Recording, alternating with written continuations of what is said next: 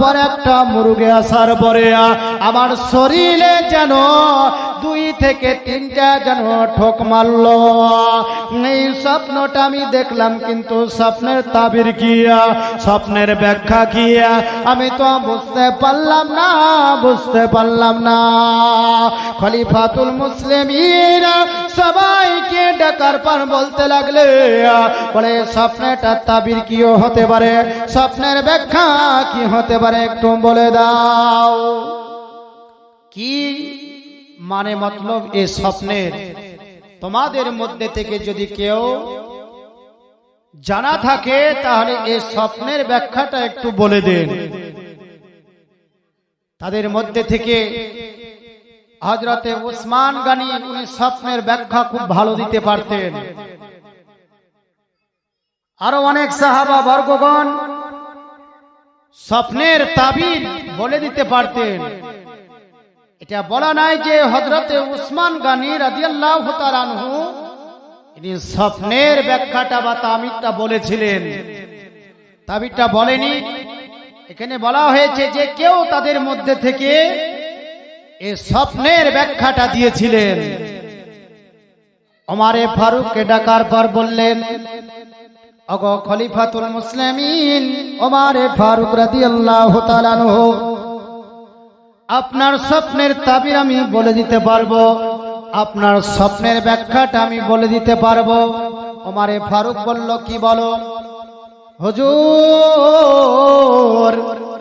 স্বপ্নের তাবির হলো এটাই, ব্যাখ্যা হলো এটাই যে আপনাকে একজন মুশরিকের গোলাম আপনাকে কতল করবে, যে হামেশা আগুন পূজা করত, আগুন জানে কোন রকমের না নিভিয়ে যায়, সদা সর্বদা এ আগুনের পূজা করত। তাদের মাঝকে ধর্মের নীতি এটাই ছিল, যদি আগুন পূজা করি তাহলে মরার পরে এ আগুন আমাদেরকে জ্বালাতে পারবে না, স্পর্শ করতে পারবে না। তাদের ধর্মের নীতি এটাই ছিল। কিন্তু ভুল ধারণা, এটা কখনো হতে পারে না। পৃথিবীর জমিনে যদি তুমি আজকে ভালো কাজ করো, আল্লাহ রাসূলের গুণগান করো, সাহাবা বর্গদের গুণগান করে পৃথিবীর ভূমণ্ডল থেকে তোমরা যদি চলে যেতে পারো, পৃথিবীর আগুন তো দূরের কথা, আমার আল্লাহ পাক জাহান্নামের আগুন পর্যন্ত ও বান্দা বান্দীদের জন্য আমার আল্লাহ পাক হারাম করে রেখেছে। রাখেনি? যদি আল্লাহ রাসূলকে মহব্বত অন্তরে রেখে দ্বীনি খিদমত করে যদি আমল না মানিয়ে আমরা পৃথিবী থেকে যদি চলে যাই, তো জাহান্নাম তার জন্য হারাম হয়ে যাবে, জাহান্নাম স্পর্শ করবে না। যেমন চুম্বক দেখেছেন, চুম্বকে দুটো সাইড থাকে, এক সাইডে দেখবেন টেনে নিবে আর এক সাইডে ঠেলে না, এক সাইডে দেখবেন ঠেলবে। তো ও চুম্বকেরই নাই, জাহান্নাম আপনাকে ঠেলতে থাকবে কোন দিকে? জান্নাতের দিকে। বলে এখানে তুমি এসো না, তোমার জায়গা স্বর্গীয়, স্বর্গের মধ্যে তুমি বসবাস করো, ওখানে আয়েশ অনেক রয়েছে, অনেক আল্লাহ পাকের নিয়ামত আছে, সেই নিয়ামত তোমরা আরাম আয়েশে ভক্ষণ করতে থাকবে। যখন তাবির বলে দিলেন, ব্যাখ্যা দিয়ে দিলেন, দেওয়ার পর ওমরে ফারুক রাদিয়াল্লাহু তাআলা আনহু উনি নামাজ পড়ানি করতে করতে একদিনের ঘটনা, জুম্মা থেকে নিয়ে বুধবারের দিন, জুম্মার দিনে উনি স্বপ্নের ব্যাখ্যা পেলেন। আর জুম্মার দিনই কি স্বপ্ন দেখেছিলেন সেটা বর্ণনা করেছিলেন। আর জুম্মাবার থেকে নিয়ে বুধবারের সকালে এক কথায় ফজরের নামাজে খলিফাতুল মুসলিমিন ওমরে ফারুক রাদিয়াল্লাহু তাআলা আনহু যখন ফজরের নামাজের জামাতে দাঁড়াবেন, ওমরে ফারুকের একটা অভ্যাস ছিল, শরিয়াতের উপরে পাবন ছিল, বেখলাফ কোনদিন করেননি।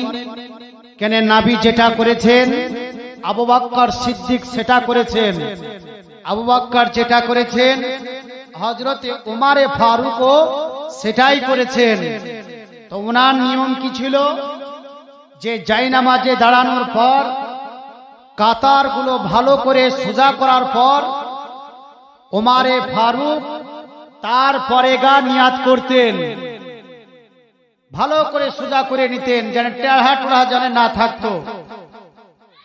আল্লাহর নবী সাহাবী হযরত উমারে ফারুক রাদিয়াল্লাহু তাআলা আনহু উনি যখন নিয়াত করার পরে ফজরের নামাজ যখন পড়ানোর জন্য দাঁড়িয়ে গেলেন, যেমনি নিয়াত করা হয়ে গেছে, আর ফিরোজ নামক একজন আজ মুশরিক আর গোলাম এই আগুন পূজারী এবার কি করলেন, হযরত উমারে ফারুকের গর্দানের উপরে মেরে দিলেন।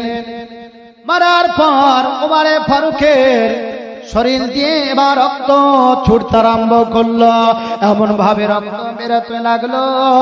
উমারে ফারুক তব ওই অবস্থায় দাঁড়িয়ে রয়েছে। এখন অবস্থায় এই ফিরোজ কি করলো, আল্লাহর নবীর সাহাবী উমারে ফারুককে মারার পরে এবার উনি পালিয়ে যেতে আরম্ভ করেছে। অনেক সাহাবা বর্গগণকে পর্যন্ত জখমি করে দিয়েছে, আর তাদের শরীর দিয়ে রক্ত প্রবাহিত হয়ে যায়, রক্ত ঝরতে থাকে। আল্লাহ রাসূলের প্রেমিক উমারে ফারুকের যখন বাবা কি করলেন, রক্ত যখন প্রবাহিত হতে লেগেছে, এমন অবস্থায় পালিয়ে যাচ্ছে, পালিয়ে যাচ্ছে উমারে ফারুক রাদিয়াল্লাহু তাআলা আনহু। আল্লাহর নবীর একজন সাহাবী রাসূল ছিলেন, যিনার নাম হলো হযরত আব্দুর রহমান বিন আওফ। ইনাকে পৃথিবীর জমিনে আমার আল্লাহ রাসূল জান্নাতের সুসংবাদ দিয়েছে, জান্নাতের গ্যারান্টি দিয়ে দিয়েছে। ওলা আব্দুর রহমান বিন আওফ, তুমি কি করো, নামাজটা তুমি সম্পূর্ণ করে দাও, নামাজটা পড়িয়ে দাও। ওমারে ফারুক কি করলেন, হেঁটে যাওয়ার পর সেইখানে বসে গেলেন। বসে যাওয়ার পর আব্দুর রহমান বিন আওফ নামাজ সম্পূর্ণ করলে, ওমারে ফারুক ওই অবস্থাতে উনি ফজরের 2 রাকাত নামাজ সম্পূর্ণ করার পরে নামাজ যখন কমপ্লিট হয়ে গেল, নামাজ যখন ক্লিয়ার হয়ে গেল, এদিকে ফিরোজ নামিয়া এই ব্যক্তি পালাতে আরম্ভ করেছে।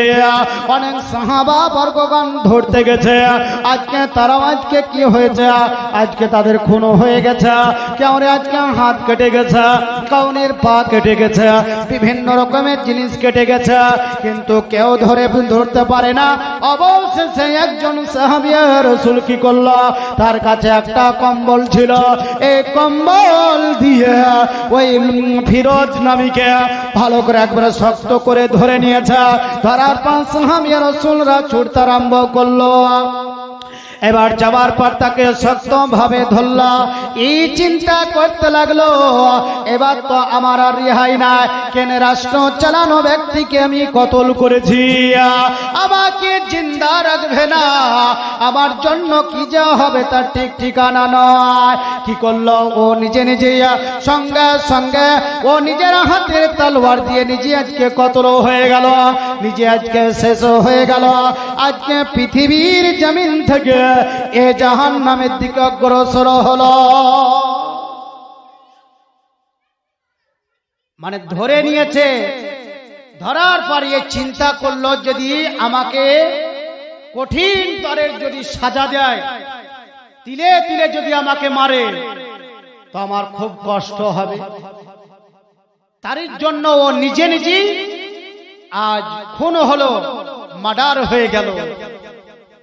হযরত আব্বাস রাদিয়াল্লাহু তাআলা উমরে ফারুকের কাছে গেলেন, সমস্ত সাহাবা বর্গগণ ঘেরাও করে উমরে ফারুকের জন্য টপ টপ টপ টপ করে সবাই পানিগুলো ঝরাচ্ছে। যে উমরে ফারুক, যার জন্য ইসলামের গর্ব,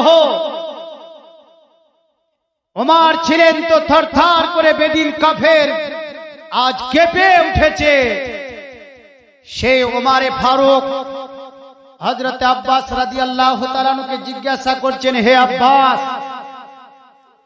আমাকে কি কোনো কালেমা পড়নেওয়ালা ব্যক্তি কি কতল করেছে? নবীকে চাহনে वाला ব্যক্তি কি আমাকে কতল করেছেন? দিন ধর্মের উপরে কায়েম দায়েম থাকা ব্যক্তি কি আমাকে কতল করেছেন? সঙ্গে সঙ্গে হযরতে আব্বাস রাদিয়াল্লাহু তাআলা আনহু বললেন, হে উমারে ফারুক, আপনাকে কালেমা পড়নে वाला ব্যক্তি কতল করেনি। যে দিন ধর্মের উপরে কায়েম দায়েম থাকা ব্যক্তি আপনাকে কতল করেনি। তাহলে কে কতল করেছে? বলে একজন মুশরিকার গোলাম, যে সদা সর্বদা আগুন পূজা করত, আগুন নিয়ে খেলতো, কোন সময় আগুনকে বুঝতে দিত না, নিভাতে দিত না। এই ব্যক্তি আপনাকে কতল করেছে। সঙ্গে সঙ্গে ওমরে ফারুক আলহামদুলিল্লাহ পড়লেন। আল্লাহর কাছে ওই অবস্থায় হাত পেতে দিলেন, আল্লাহ পাক, আল্লাহ তাআলা আমাকে কোনো এক বেদিনের হাতে রব্বুল আলামিন আমাকে কতল করনি, কতল করিয়ে দিয়েছো, এটাই আমার সবচাইতে বড়। ইমানদারের হাতে কতল হতে হয়নি, বেদিনের হাতে কতল হয়েছি। আল্লাহ পাক আমি এতে বড় খুশি হয়েছি যে একজন বেদিন কাফেরদের হাতে আমার যে কতল হতে হলো, এটাই সবচাইতে বড়। আমি আল্লাহর কাছে আমি গর্ব করে বলতে পারবো যে আল্লাহ, আমি কোন ইমানদারের হাতে কতল হয়নি, একজন বেঈমানের হাতে আমি কতল হয়েছি। ঠিক না? আল্লাহর নবী সাহাবী হযরত ওমর ফারুক রাদিয়াল্লাহু তাআলা আনহু এবার বারাদান ইসলাম ওই অবস্থাতে কি বলছেন দেখেন। হযরত আব্বাস রাদিয়াল্লাহু তাআলা আনহুকে বলছেন, ওগো আব্বাস, যদি আমার কাছে উহুদ পাহাড় বরাবর যদি মাল ধন থাকতো, আমি আল্লাহর রাস্তায় কি করতাম? দান খয়রাত করে দিতাম। ওই অবস্থাতে ওমর ফারুক বললেন, হে আব্বাস, তুমি এটা গাওয়া থাকো, সাক্ষী থাকো, কিয়ামতের ময়দানে, হাসরের ময়দান যেদিন হবে, তুমি একতে সাক্ষী দিবে, গাওয়া দিবে যে ওমর এই কথা ইন্তেকালের পূর্বে বলে গেছিল।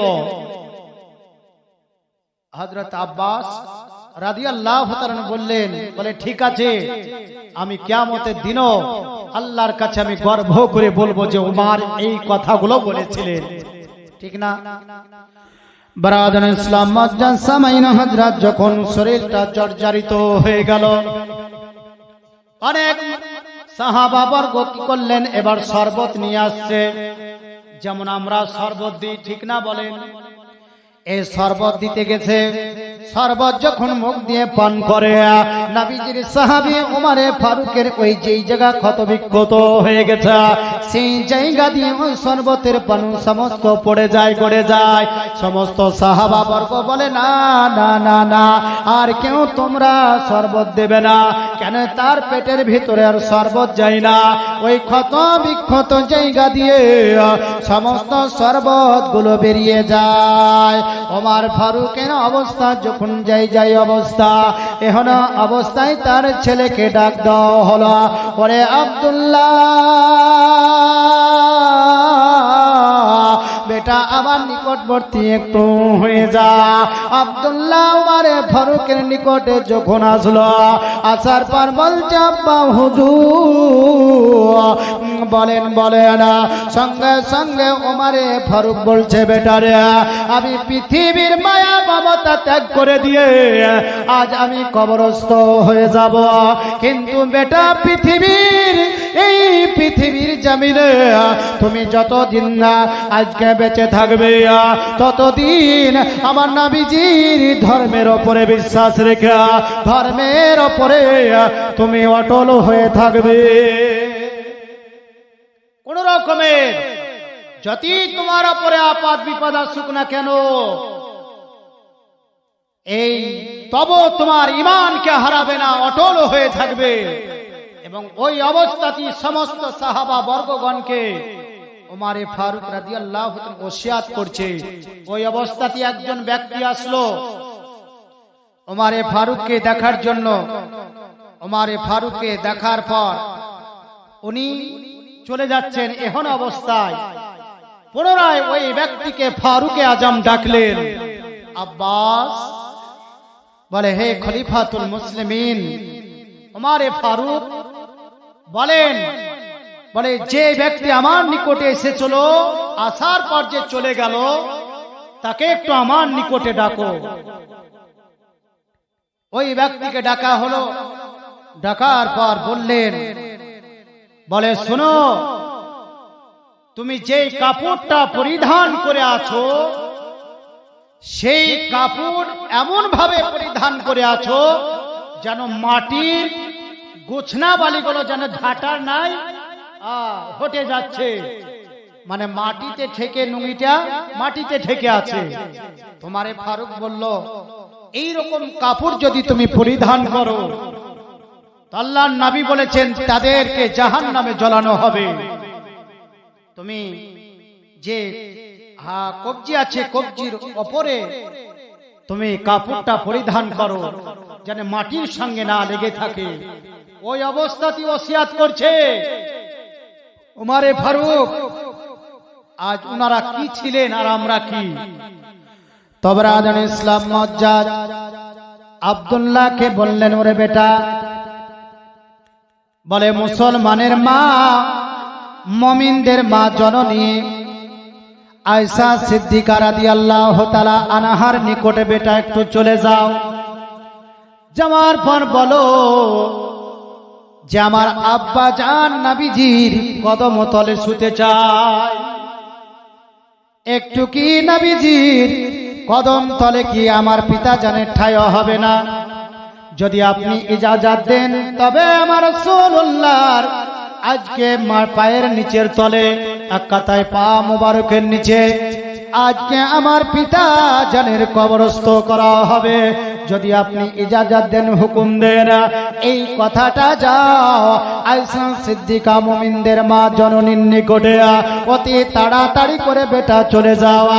আমার জীবন থাকাকালীন আমি আজ তুমি আসার পর আমি এটা শুনতে চাই।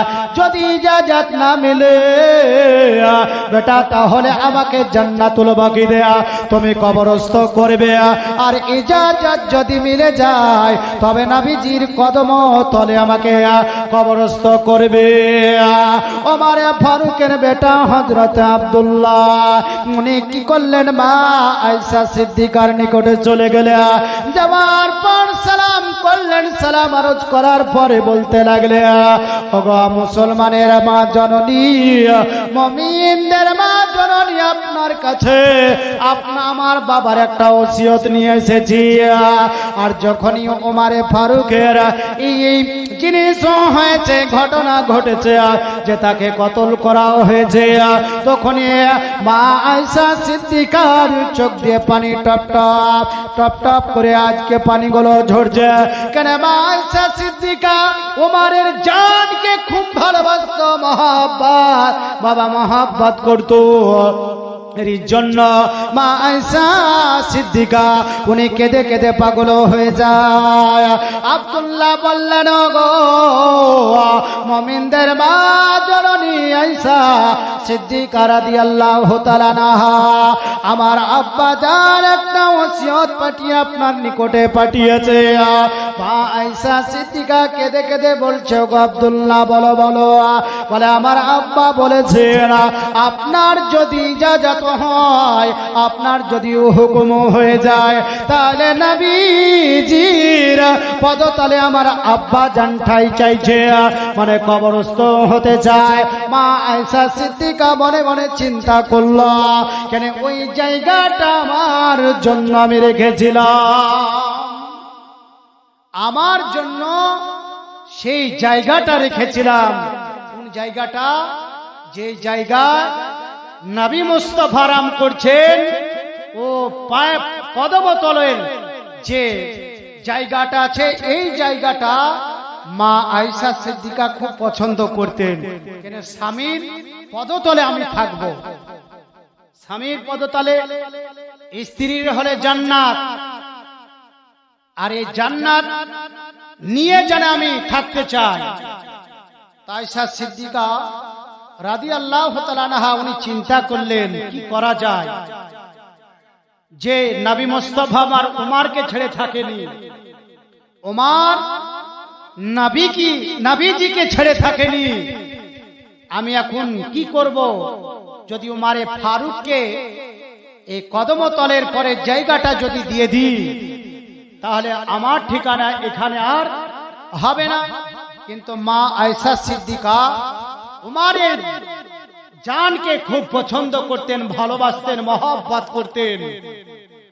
আর উমার সাহসী বীর, এই বীর সাধারণ বীর নয়, যিনি ফিলিস্তিনের সরজমিনে না যুদ্ধ করে জয়লাভ করেছিলেন, ফিলিস্তিন দখল করেছিলেন, তা ওনার হাতে বাইতুল মুকাদ্দাসের চাবি দিয়ে দেওয়া হয়েছিল। কেন মদিনা থেকে যখন জেরুজালেম গেছিলেন, গোলামকে একবার উটের উপর চাপায়, আবার উমারে ফারুক চেপে যায়, আবার কিছু দূর যাওয়ার পরে গোলামকে চেপে দেয়। এই করতে করতে যখন ফিলিস্তিনের বাইতুল মুকাদ্দাসের নিকটে যখন পৌঁছেছিলেন, তখন গোলামের বাড়ি ছিল ওই উটের উপরে বসা। সবাই মনে করছিল যে উটের উপর যে বসেছিল এই হলে ফারুকে আজম। তারপর পরে জানতে পারলো বলে এ নয়, যে লাগাম খিচে খিচে এই গোলামকে নিয়ে এসছিল উটের উপর থেকে টেনে টেনে উঠকে, এই উমারে ফারুক যুদ্ধ করতে হয়নি, বিনা যুদ্ধেতে জেরুজালেম জয়লাভ করে উমারে ফারুক ফিরে এসেছিলেন। কেন? উমারে ফারুক কি জিনিস তারা জানতো, এরই কারণে যুদ্ধ করেনি। আজ বেগাইর যুদ্ধতেই আজ সেই জায়গা জয়লাভ হয়েছিল। তো বারাদান ইসলাম জাসামাইনা হযরত আব্দুল্লাহ এই কথা বলার পর মা আয়েশা সিদ্দিকা চিন্তা করার পর ফয়সালা করলেন, বলে যাও যাও, আমার নবী মুস্তাফা ওমরকে ছাড়া থাকেনি, যাও ওমরের জায়গাটা, যে জায়গাটা আমার জন্য রেখেছিলাম আমি কবরস্থ হওয়ার জন্য, আমার নবীজির পদতলে থাকার জন্য জায়গাটা আমি চয়েস করেছিলাম। ওরে আব্দুল্লাহ যাও যাও, তোমার পিতা জানের জন্য সেই জায়গাটা আমি ছেড়ে দিলাম, যাও অতি তাড়াতাড়ি করে তোমার আব্বা জানের কাছে চলে যাও। সঙ্গে সঙ্গে এই খবরটা নিয়ে আব্দুল্লাহ কি করলেন, চলে গেলেন নিজের পিতা জানের কাছে। যাওয়ার পর বলছে, বাবা গো, আজকে মা আয়েশা সিদ্দিকা কি করলেন, ইজাজত দিয়ে দিলেন, হুকুম দিয়েছেন আমার নবীজি কদম তলে আপনার জায়গাখানা দিয়ে দিয়েছে, আপনাকে সেই জায়গায় কবরস্থ করার হুকুম দিয়ে দিয়েছেন, আদেশ দিয়ে দিয়েছেন। এবার কি করলেন ওমরে ফারুক রাদিয়াল্লাহু তাআলা আনহু, আবার বেটাকে বলতেছে, ওরে আমার লালা, ওরে আমার লাগতে জিগার কলিজার টুকরা, তুমি শুনো শুনো, একবার তুমি যে ইজাজত নিয়ে আসলে এটা ঠিক আছে, কিন্তু আমার ইন্তেকাল হয়ে যাবে বেটা, আমি দুনিয়া থেকে যখন পরজগত হবা, খাটনিতে আমার লাশখানা উঠিয়ে নেবে বেটা, আর নেবার পরে মা আয়েশা সিদ্দিকার নিকটে নিয়ে যাবে, তার হুজরার নিকটে নিয়ে যাওয়ার পর পুনরায় তৃতীয়বার ইজাজত চাইবে। হয়তো শরমের ক্ষেত্রে হয়তো মনে হয় ইজাজত দিয়ে দিয়েছে, তার জন্য বেটা পুনরায় আমার লাশখানা ওনার হুজরার নিকটে নিয়ে যাওয়ার পর আবার জিজ্ঞাসা করবে, করার পর জানাজার নামাজ পড়ানোর পরে তবে গা আমাকে দাফন করবে, না হলে দাফন করবে না। তবে ওমরে ফারুক আল্লাহ পাকের ওই অবস্থাটি সদা সর্বদা শুকরিয়া আদায় করছে। কেন ওমর রাদিয়াল্লাহু তাআলা আনহু যে এমন জিনিস কায়েম করে গেছে, সেই জিনিস নিয়ে আজ হিন্দু বলেন, মুসলমান বলেন, খ্রিস্টান বলেন, ইহুদি বলেন, নাসারা বলেন, এক কথায় পৃথিবীর সমস্ত ধর্মের মানুষ ওমারে ফারুকের আইন নিয়ে চলে। এই যে আইন ব্যবস্থা, কোর্ট কাচারি, এ কোথা থেকে পেলেন? কে করেছে? আজ হযরতে উমারে ফারুক এবং হযরতে উসমান গনি রাদিয়াল্লাহু তাআলা আনহু ইনারা এই জিনিস কায়েম করে গেছে যে সপ্তাহে একদিন ছুটির ব্যবস্থা উমারে ফারুক করেছে। মাসে যে 4টা ছুটি, এই ছুটি উমারে ফারুক করেছেন। কেন? একজন ব্যক্তির বিবাহ হওয়ার পরে পরে তাকে যুদ্ধের জন্য পাঠিয়ে দেওয়া হয়েছিল। আজ 1 নয় 2 নয় 6 থেকে 7 মাস উনি লাপাতা বাড়ি থেকে। তো এমন অবস্থায় একদিন উমারে ফারুক রাদিয়াল্লাহু তাআলা আনহু রাত্রিতে সেই পথ দিয়ে চলে যাচ্ছেন। তো একজন মহিলা গানের সুরে কি যেন ঘরের ভিতরে গুনগুন গুনগুন করে পাঠ করছে। উমারে ফারুক চিন্তা করলেন যে আমি বর্তমান সিংহাসনে বসা অবস্থাতে আর আমারই খেলাফত কালে নারীরা প্রকাশ্য সুরে আওয়াজে যে গান করছে, আমি উমারে ফারুক কেমন করে মেনে নিতে পারি? আর উনি জালালি মেজাজের হলে সাহাবী ছিলেন। অন্য আবু বকর নরমাল ছিলেন, উসমান গনি ইনিও নরমাল, আলী রাদিয়াল্লাহু তাআলা আনহু ইনারা দয়ার সাগর ছিলেন। আর উমারে ফারুকের দয়া তো দয়া, ওটাও ছিলেন, কিন্তু তার মধ্যে আজ জালালি মেজাজ ছিল, ভয় করত, কিন্তু ভালো খুব বাসত। এবার উমারে ফারুক ডাইরেক্ট তার ঘরের ভিতর ঢুকে গেছে, না ইজাজত নিয়ে ঘরের ভিতরে প্রবেশ করেছে। মহিলাকে ডেকে বলে, তুমি আমারই আমলে,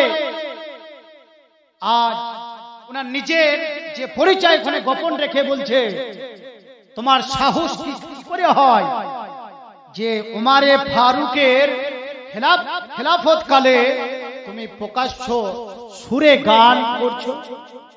এটা কি তুমি জানো? উমারে ফারুক যদি জানতে পারে তোমার কি সাজা হতে পারে? বলে, ওই খলিফাই বা কেমন, ও খলিফা কেমন যে আমার বিবাহ হওয়ার পরে, যেই দিন আমার বিবাহ হয়েছে সেই দিনই আমাকে যুদ্ধের ময়দানে পাঠিয়ে দিয়েছে, আমার স্বামীকে যুদ্ধের ময়দানে পাঠিয়ে দিয়েছে। একজন স্ত্রী কি চায়? একজন স্ত্রী তার স্বামীকে চায়, কিন্তু বিবাহর দিনে যে বাসর রাতে আমার স্বামী যুদ্ধের ময়দানে চলে গেছে, তাহলে আমার কতটা আফসোস। ওনাকে বলছেন, আমি গান বলিনি, আমি গান বলিনি, আমার স্বামীর সঙ্গে, স্বামীর জন্য আমি একটা ছন্দ বানিয়েছি, এই ছন্দটা আমি সুর করে পাঠ করছি। যেমন একজন ইংল্যান্ডের জেনিফার গ্রাউন্ড ছিলেন, উনি ইংলিশ ভাষায়, আরবি ভাষায়, সব ভাষা, মানে এক কথায় অনেকটা ভাষাতে সব চাইতে ভালো উনি গান করতে পারতেন, সুরও অনেক। অবশেষে উনি আজানের সুরের কাছে ধরা পড়ল। ফের হলো, উনি একদিন আজানের সুর শুনতে পেলেন, পাওয়ার পর উনি বললেন যে পৃথিবীর বুকে আজ আমেরিকার সরজমিনে আমার চাইতে সুর কাউরি নাই। আমি আরবি ভাষা তো গান বললে অনেকটা সুরামা ভালো, কিন্তু আজানের সুরের কাছে যখন সুর মিলাতে যাচ্ছে এ আর পাচ্ছে না। অবশেষে আজানের সুর মুগ্ধ করে জেনিফার গ্রাউন্ডকে আজ ইসলামের মধ্যে টেনে নিল এবং মুসলমান হয়ে গেল। জোরে বলে উনি বললেন, ওগো খলিফাতুল মুসলিমিন নয়, এই রাজ্যে কেমন যে উনি খোঁজ খবর নেই না, যুদ্ধের ময়দানে স্বামীদেরকে পাঠিয়ে দিয়েছে, কিন্তু স্ত্রীরা কি চায় এটা কি একবার কি উনি তলিয়ে দেখেছে?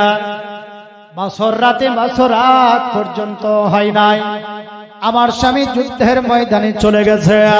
আমি কোনো গান বলি নাই, কোনো আরবি ভাষায় বা ইংলিশ ভাষায় আমি কোনো রকমের গান বলি নাই। আমার স্বামীর সঙ্গে আমি ছন্দ বানিয়ে সৌন্দর্যভাবে সুর করে আমি কি করছি, ছন্দগুলো পাঠ করতেছি। ওগো শুনেন, আপনাকে এবার আমি একটা প্রশ্ন করি, বিনা ইজাজতে একজন নারীর ঘরে আপনি যে ঢুকেছেন, এর অপরাধ কি আপনি কি জানেন? আমি খলিফাতুল মুসলিমিনের দরবারে আমি এটা যদি নালিশ করি, তার বিচার কি হবে? হযরত উমর ফারুক মনে চিন্তা করলো, আমার এটা অন্যায় হয়েছে। কেন একজন নারী ঘরের ভেতরে নাই, দ্বিতীয় কোনো পুরুষ বা মহিলা, ওই অবস্থাতেই আমি ঢুকে গেছি, এটা বড় অন্যায়। ওগো মহিলা, তুমি আমাকে মাফ করে দাও, মাফ করে দাও। সঙ্গে মহিলা নিকট থেকে খলিফাতুল মুসলিমিন উনি কি করলেন, এবার বাড়ি চলে গেল। বাড়ি যাওয়ার পর নিজের স্ত্রী তো ইন্তেকাল করেছে, নিজের কন্যা হাফসাকে ডাকার পর বলছে, বিটি রে, ও বিটি, তোমার সঙ্গে আমার কিছু কথাবার্তা রয়েছে। ও আব্বা জান, কি না জানি কথা, কিন্তু বিটির সম্মুখে বলা তো এটা ঠিক নয়। তবে তোমার মা আমার নিকট থেকে যখন চলে গেছে, সুখ দুঃখের বিভিন্ন রকমের কথা আমি বলেছি, রাত্রিতে আলাপ আলোচনা করেছি, কিন্তু বেটি এখন তোমার মা নাই, তোমাকে আমি জিজ্ঞাসা করছি, লজ্জার বিষয় নাই বেটি রে? তাহলে বলেন, বলে। সঙ্গে ওমরে ফারুক বলতে লাগলেন, ওরে মা, একজন মহিলা পুরুষ ছাড়া কতদিন থাকতে পারে? কতদিন ও নারী থাকতে পারে?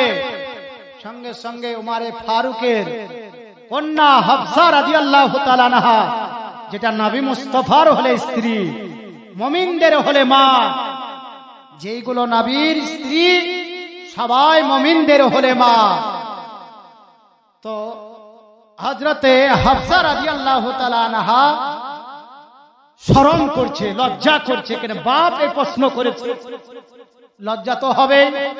মা করলে কোনো অসুবিধা নাই, কিন্তু বাপ যখন করবে তখন লজ্জা একটু ভাব করবে। তো বলে, আব্বা, একজন নারী পুরুষ ছাড়া অতিরিক্ত 3 থেকে 4 মাস থাকতে পারে। 3 থেকে 4 মাস। তবে এর মধ্যেই যদি স্বামী আবার আপনাকে ডেকে নেয়, তো আবার চলে আসতে হবে। আর স্বামীর ইজাজত যদি থাকে, যদি স্ত্রী যদি থাকতে পারবে, আপনাকে হয়তো সৌদি আরব বা যেখানে ইচ্ছা হোক আপনাকে পাঠিয়েছে, 1 বছর 2 বছর 5 বছর থাকেন, কোনো অসুবিধা নয়। যদি আপনাকে ডেকে নেয়, তো আবার চলে আসতে হবে। তবে রাজন ইসলাম ওমরে ফারুককে যখন এই কথা বললেন, আব্বা গো, অতিরিক্ত 3 থেকে 4 মাস পর্যন্ত একজন নারী পুরুষ ছাড়া থাকতে পারে। সঙ্গে ওমরে ফারুক কি করলেন, পত্র লিখলেন। এবার চিঠি লেখার পরে ওই মহিলার স্বামীর কাছে পাঠিয়ে দেওয়া হলো। যখন চলে গেলেন, এক কাসিদকে দিয়ে পাঠিয়ে দেওয়া হলো, এক দুধকে দিয়ে পাঠিয়ে দেওয়া হলো। ওনার নিকটে যখন পত্র পৌঁছালো, উনি সঙ্গে বাড়ির দিকে রওনা হলো। বাড়িতে যখন আসবে, তার পূর্বে হযরত ওমরে ফারুকের নিকটে আসলো। আসার পর বলছে, হুজুর, আপনি যুদ্ধের ময়দান থেকে কেন আমাকে ডেকে নিলেন? আজ বেদিন কাফের মুশরিকদের সঙ্গে আমি লড়াই করব, যুদ্ধ করব। নবীজির মহব্বতে, কোরআনের মহব্বতে, দিন ধর্মের মহব্বতে, ওগো খলিফাতুল মুসলিমিন ওমরে ফারুক, আমি তাদের সঙ্গে যুদ্ধ করে আমি শহীদ হয়ে যাব। ওগো খলিফাতুল মুসলিমিন, আমি যদি সেই জায়গায় তাদের সঙ্গে যুদ্ধ করে শহীদ হয়ে যায়, আল্লাহ পাক কিয়ামতের ময়দানে শহীদের আজকে লাইনে আমাকে খাড়া করবে, কিন্তু হুজুর আমাকে ডেকে নিলে আমি তো শহীদ হতে পারলাম না। মনে আমার দুঃখ থেকে গেল, মনে আজকে বেদনা থেকে গেল। সঙ্গে সঙ্গে উমারে ফারুক বলছে, যাও যা, অতি তাড়াতাড়ি করে তোমার স্ত্রীর নিকটে চলে যাও। খলিফাতুল মুসলিমিন উমারে ফারুক সঙ্গে সঙ্গে ব্যক্তিকে হযরতে হারিসা ওনাকে পাঠিয়ে দেওয়া হলো। গেলেন, স্ত্রী তাজ্জব হয়ে গেছে, ব্যাপারটা কি যে 7 থেকে 8 মাসও হলো, আর শুনেছি এখনো সময় লাগবে, অথচ অত তাড়াতাড়ি করে আমার স্বামী চলে আসলো, কারণটা কি? স্বামীকে জিজ্ঞাসা করছে, ওগো আমার পারো নাই স্বামী, আপনি তাড়াতাড়ি করে চলে আসলেন, কারণটা কি? কারণ হলো এটাই যে উমারে ফারুক উনি পত্র লিখে আমাকে তাড়াতাড়ি করে ডেকে নিলেন। ये उमारे फारूक রাদিয়াল্লাহু তাআলা আনহুকে মহিলা কোনদিন দেখেনি, হ্যাঁ দেখেছে, কিন্তু নাম সেদিন জানে না যে এই উমার। তাই নাকি? তো হ্যাঁ, তো উমারে ফারুকের দরবারে একদিন আমাকে নিয়ে চলো। গেলেন, যার পর দেখছেন উনি উমারে ফারুক, উনি থরথর করে তখনই কাঁপতে আরম্ভ করেছে। আরে উমারে ফারুকের সঙ্গে আমি কিনা বেদবি করেছি, কিনা কথাবার্তা আমি বলেছি। আজ উমার যদি আমার উপর তলোয়ার চালিয়ে দেয় তো আমার কি হবে? আমি দুনিয়া থেকে শেষ হয়ে যাব। আজ উমারে ফারুকের আজ শানে বিভিন্ন রকমের আমি কথাবার্তা বলেছি। তো বারাদান ইসলাম, উনি সঙ্গে সঙ্গে উমারে ফারুক বুঝে নিয়েছে এই মহিলা ডরছে আর থরথর করে কাঁপছে। বলে, তোমার ভয় করার কোনো কারণ নাই। কেন আমি জানতাম না, বুঝতাম না এটা।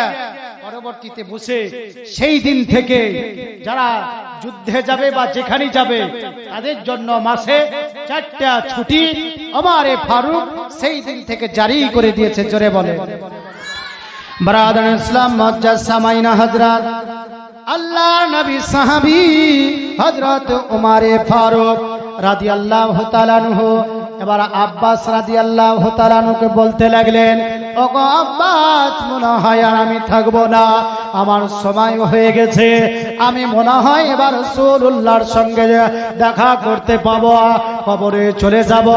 আজকে ব্রাদার ইসলাম উনি কি করছেন এই কথা বলতে বলতে উমারে ফারুক সবারই নিকট থেকে চির বিদায় হয়ে গেলে, বিদায় হয়ে যাওয়ার পর উমারে ফারুকের গোসল দেওয়া হলো। এবার গোসল দেওয়ার পর আল্লাহর নবী সাহাবী হযরত উমারে ফারুককে খাটনির উপরে চাপানোর পরে মা আয়েশা সিদ্দিকার বালাজকে বাড়ির নিকটে নিয়ে চলে গেল।